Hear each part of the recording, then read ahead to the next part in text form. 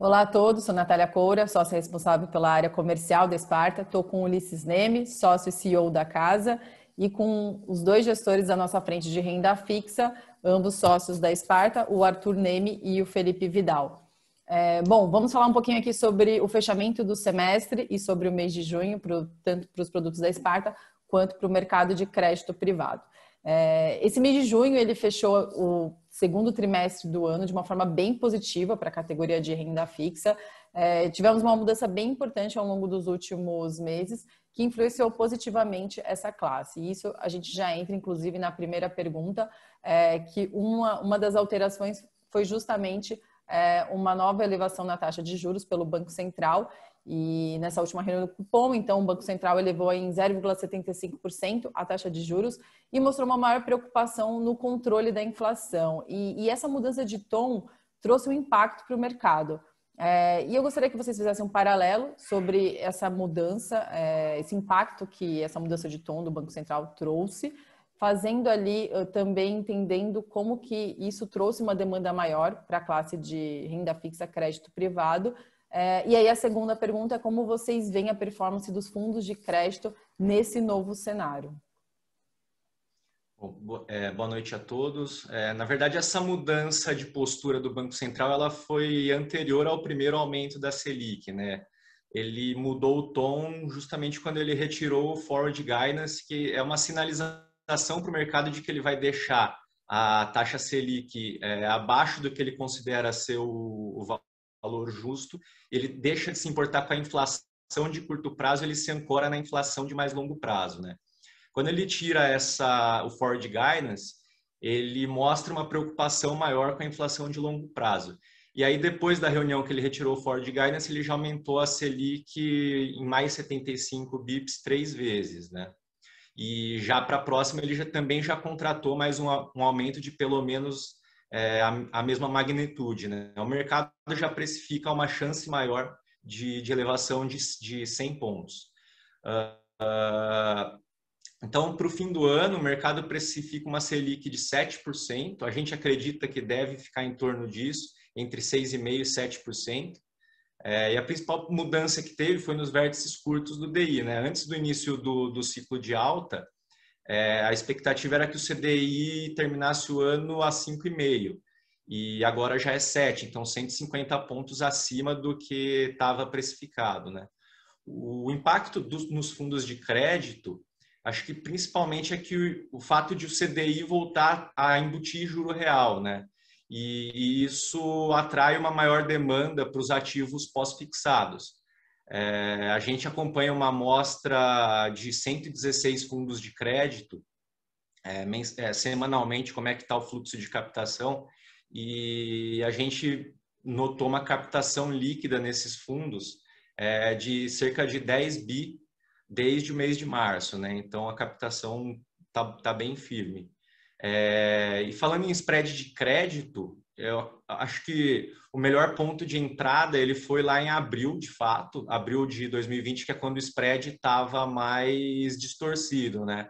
Mas pensando em retorno real, que é o retorno além da inflação, a gente acredita que o melhor ponto de entrada é agora, por conta de que os spreads ainda estão acima da média histórica, e o CDI volta a ter juro real, como eu falei, né? Então a gente acredita que a demanda para os fundos pós-fixados vai ser muito boa agora no segundo semestre e eles devem ter um ótimo retorno.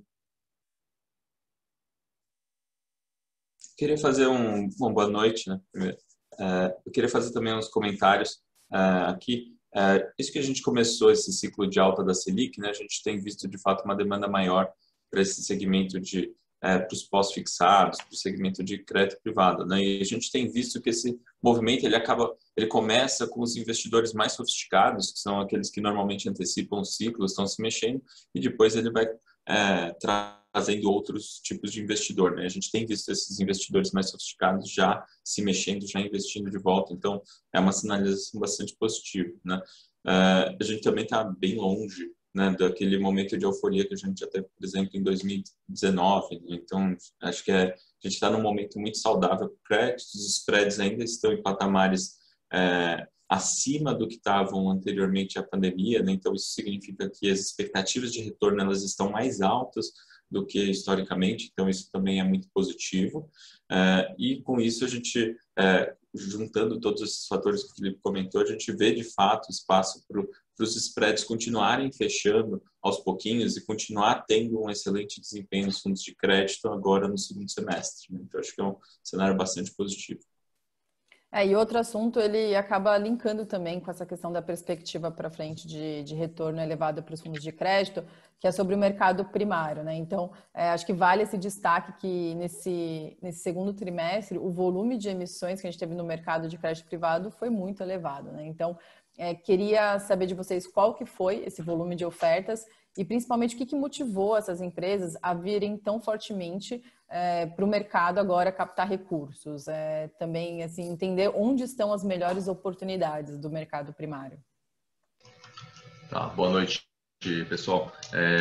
Realmente, o mercado primário está bastante aquecido nesse momento e a explicação é que no ano passado, com a abertura dos spreads, houve um represamento, né, da demanda por parte das empresas que acabaram se financiando com os próprios bancos e geralmente, como o spread estava elevado na época, o que as empresas fizeram foi se financiar a prazos mais curtos, esperando uma acomodação ali do mercado, para daí sim vir a mercado fazer uma captação de prazo mais longo e tudo, né? E a gente tem visto justamente esse movimento agora no primeiro semestre. Só para dar uma ideia da magnitude, a gente analisou nesse primeiro semestre um volume aproximado de 40 bilhões de reais. A estatística oficial que existe no mercado, que é compilada pela Ambima, a gente considera um pouco poluída porque no fim ela pega todas as emissões de debêntures, mesmo as que não foram distribuídas a mercado, que acabaram sendo emissões bancárias. Então a gente gosta de olhar mais o número do que nos oferecem e é distribuído, né? E nesse primeiro semestre a gente analisou 40 bilhões de reais em ofertas, foram 70 ofertas. Só para dar uma comparativa, isso já é mais do que tudo que foi oferecido para a gente no ano passado inteiro, que foi 40 bilhões também, aproximadamente. E como referência, 2019 tinha sido 85 bilhões, aí tinha sido um ano extremamente aquecido, né? Então, só para dar uma ideia da magnitude, agora em junho a gente analisou 19 ofertas, que também é um volume recorde, ou praticamente recorde. A gente alocou em 8 dessas 19 ofertas numa spread médio de 2,30, que é um spread ainda bastante interessante, né? Lembrando que antes da pandemia a nossa carteira tinha spread médio em torno de 1,30 e hoje o spread médio dos fundos está entre 2,1 e 2,2. A gente tem conseguido fazer alocações ainda em spreads superiores ao spread médio da carteira. Isso prolonga, né, os bons resultados que a gente vem tendo, né? E acho que o grande destaque assim de alocação nesse mês foram FDICs, né? Foram operações estruturadas. Dessas 8 alocações, 4 foram em FDICs e a gente tem alocado em diversas operações, são FDICs muitas vezes em parceria com fintechs ou startups. Acho que existe uma grande dificuldade, né, pelo menos do nosso ponto de vista, de conseguir encarar um produto desse, né, uma operação dessa, porque muitas vezes a startup ela está provando um conceito, né, ela tá inovando, está fazendo algo que ela não sabe se vai dar certo, que ninguém sabe se vai dar certo. Então, em alguns casos a gente consegue enxergar uma operação bastante segura, bastante pé no chão. Isso depende também um pouco da expertise das pessoas ali, dos empreendedores e dos executivos que estão nessa empresa e dos parceiros que ela escolhe para fazer a operação. Então, em alguns casos a gente consegue aprovar e tem sido bastante exitoso esses investimentos em FDICs. Aqui eu tenho um comentário também. Desculpa, eu ia só complementar rapidinho aqui. Foram 60 ofertas no primeiro semestre e agora para esse mês de julho Início de agosto a gente já tem contratado assim, mais 34 ofertas. Então, só para dar uma ideia de que está bem aquecido o mercado mesmo. De fato. E o que eu ia comentar é justamente que esse grande volume de ofertas, ele é bem saudável, na verdade, para o mercado, né? Porque a gente teve um represamento, as taxas estavam muito altas, então muitas empresas não emitiram no ano passado, esperaram agora, e agora chegou no nível que são taxas que são suficientes para as empresas para já fazerem emissão, que na verdade são atrativas para os investidores, né? Então, eu estava comentando anteriormente que o aumento da Selic aumenta a demanda dos investidores por crédito, né? Isso faria com que os spreads fechassem muito rapidamente. Por outro lado, esse grande aumento na oferta de novas emissões ajuda a suavizar esse movimento, né? Então, a gente consegue ter um movimento um pouco mais ordenado. É bom que esse spread consiga se manter num nível atrativo para os investidores, saudável, por mais tempo. E tem acontecido, inclusive, uma coisa bem curiosa, né? Que assim, a gente tem visto que mês após mês, de fato, a gente está tendo fechamento de spreads, então está tendo um desempenho mais forte dos fundos, tendo um ganho de marcação a mercado, mas, por outro lado, a gente tem conseguido aproveitar essas ofertas que vêm com taxas mais atrativas para repor, né, para oxigenar a nossa carteira, né, fazer novas alocações e manter o nível médio de spread, né? Então, desde o começo do ano, a gente tem mantido um nível aproximado de spread.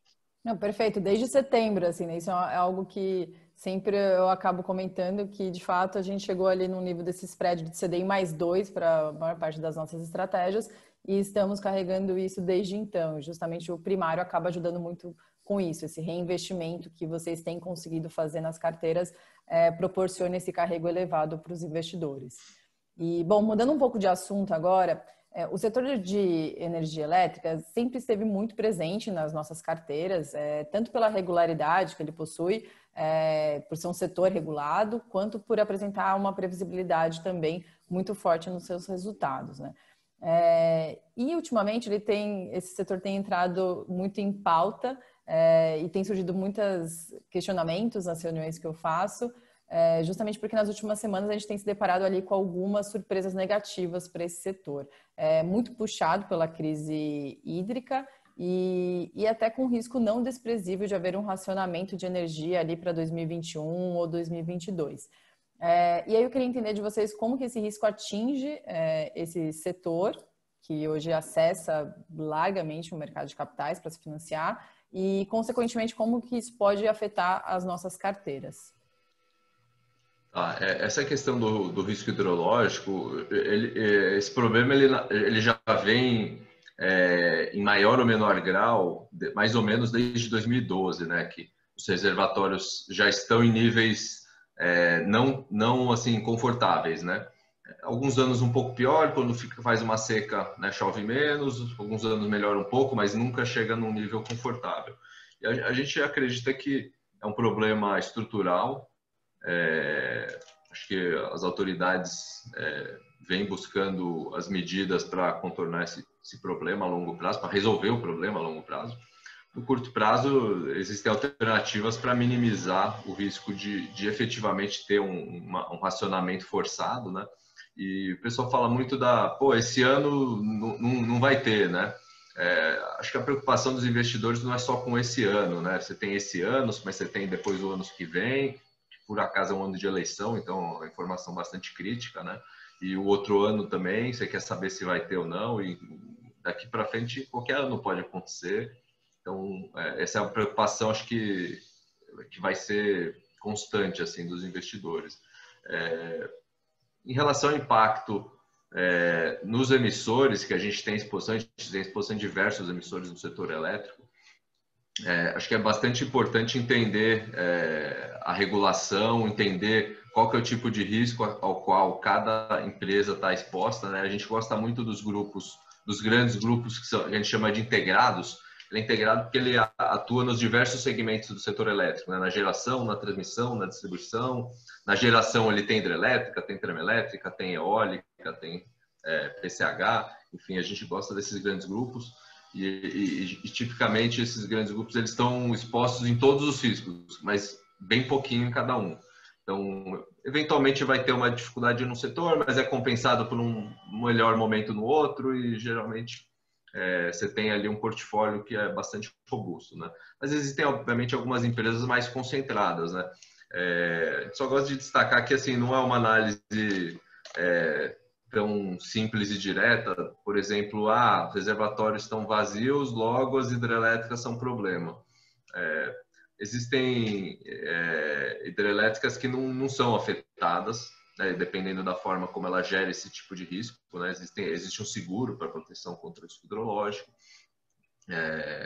Existem empresas que já estavam trabalhando com expectativa de reservatórios baixos e, portanto, já vinham fazendo uma gestão de riscos que protege disso, então ela acaba não sendo afetada. Às vezes até pode ter tomado alguma decisão que beneficia ela, na verdade. Já, por exemplo, você pensa, se os reservatórios estão fracos, logo as eólicas vão ter que suprir uma boa parte da carga, logo elas devem performar bem. Não, na verdade, a gente vê até um risco em algumas eólicas, alguns grupos mais concentrados em eólicas, que tenham contratos no qual, caso ele produza menos energia do que ele tem contratado, né, vendido, ele é obrigado a comprar essa energia, esse déficit de energia no spot, né? Porque o spot, a tendência é que ele fique num preço bastante elevado agora no segundo semestre. Então, é um risco que, às vezes, intuitivamente, não se percebe só pensando, reservatórios são baixos, né? Na verdade, respinga no outro tipo de geração. A gente está acompanhando, não tem nenhuma empresa, nem na nossa carteira e nem no mercado,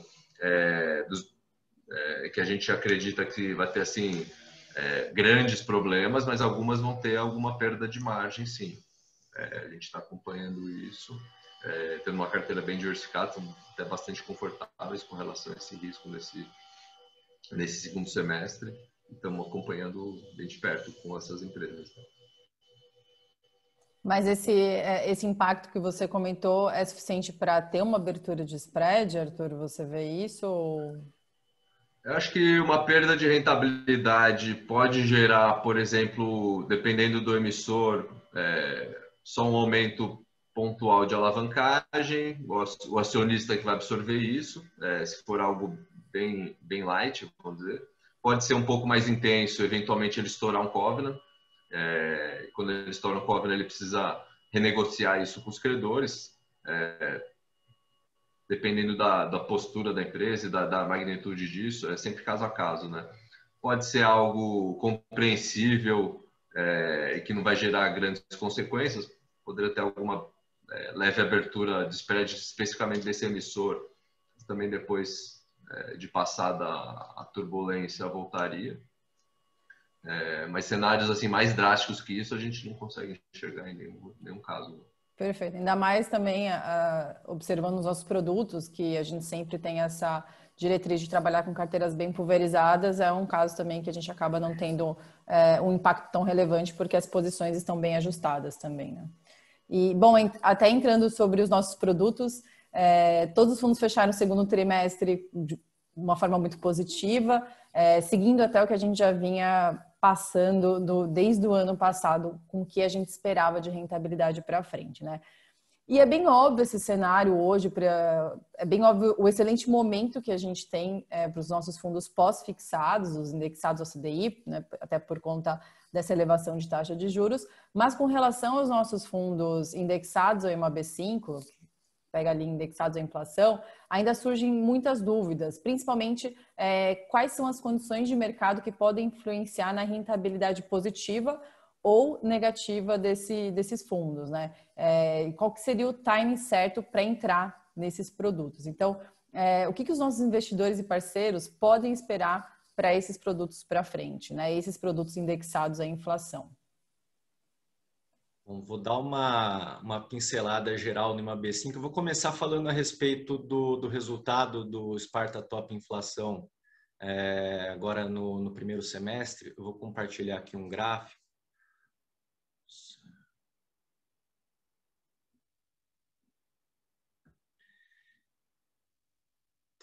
Está aparecendo aí? Bom, esse primeiro gráfico à esquerda, ele é um gráfico da performance do fundo E o gráfico à direita, ele é o gráfico da evolução do yield to maturity do IMAB5, né? Do carrego do IMAB5 no decorrer do semestre. A gente virou o ano com um yield em torno de 1% e fechou o semestre com um yield em torno de 3%, né? Então, na média aí do semestre, a gente teve um yield de 1,5%. E ele está aqui nesse gráfico de performance como carrego IMAB5 de 0,73. 1,5 é anualizado, né? 0,73 seria para o semestre. E aí a gente tem uma componente do IPCA que joga a favor do resultado do fundo. O IPCA no primeiro semestre foi de 4,26%. Então, é um ganho positivo para o fundo. E aí a gente tem uma componente que jogou contra, né, que foi a marcação a mercado do IMAB5, justamente por conta dessa abertura de yield que ele teve, né? E essa abertura de 200 pontos, ela ocasionou um MTM de aproximadamente 3,5%. E aí a gente tem o crédito jogando a favor aqui, que no consolidado do fundo jogou a favor, e o resultado do fundo depois de custos foi de 3,11%. Tem um outro gráfico aqui,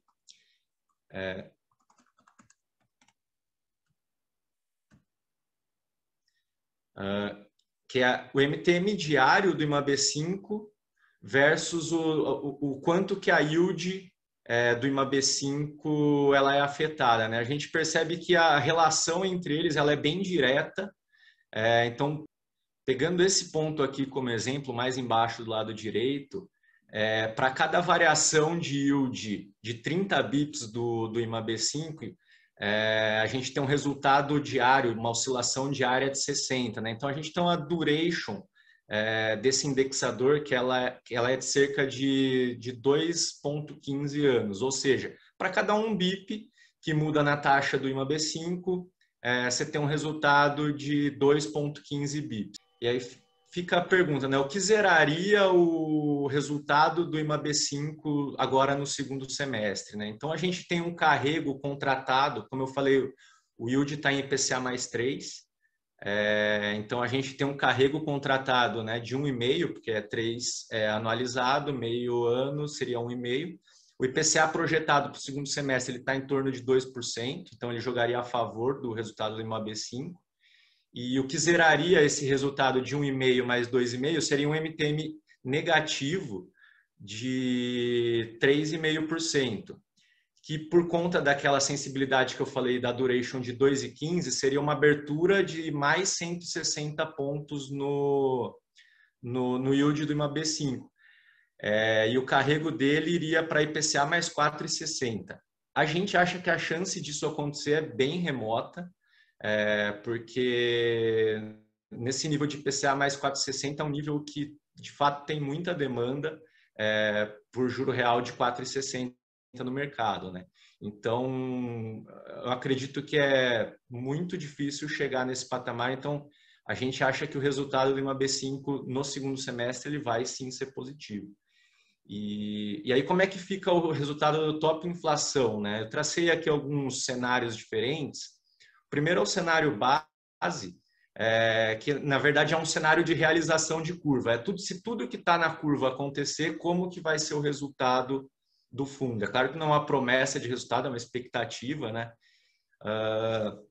Então, colocando aqui um IPCA de 2%, um yield to maturity de 3% e o spread de crédito se acomodando em torno de 2%, que é o que a gente espera que aconteça, no nosso cenário base, o fundo deve render alguma coisa como 3,9%, perto de 4% ali no segundo semestre. E aí eu tracei aqui um cenário de abertura, ou seja, se a curva abrir mais 100 pontos, né, se o juro real abrir mais 100 pontos, o que acontece? Por que ele abriria 100 pontos? Porque muito provavelmente a inflação ela vai continuar forte, num nível acima do nível que está precificado, e com isso o Banco Central ele vai ter que subir o juro mais rápido do que está se prevendo, né? E aí, com isso, teria uma abertura no yield do IMAB5. Por outro lado, o que a gente acha é que se o CDI, se tiver um aumento de CDI acima do nível que está precificado na curva, o spread de crédito ele não se acomoda em 2, porque vai ter mais demanda ainda por ativos pós-fixado, por fundos de crédito. Então, a gente chuta ali que ele se acomoda em 1,5, que é um pouco acima do nível pré-pandemia ainda. Então, nesse cenário, a gente tem uma componente de marcação a mercado negativa no IMAB5, no indexador, porém a parcela de crédito, ela compensa bem esse resultado negativo, de forma que o resultado final do fundo, ele não é tão influenciado por conta dessa abertura, né? Então, assim, a gente acha que é bem interessante ter esse fundo no portfólio por conta disso, agora no segundo semestre, né?